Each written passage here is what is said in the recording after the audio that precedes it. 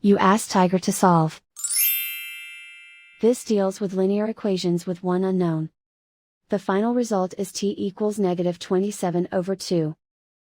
Let's solve it step by step. Group all constants on the right side of the equation. Subtract 1/4 from both sides. Combine the fractions. Combine the numerators. Reduce the zero numerator. Simplify the arithmetic. Combine the fractions. Combine the numerators. Find the greatest common factor of the numerator and denominator.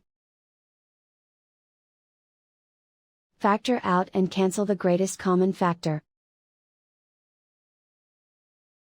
And so the final result is t equals -27/2.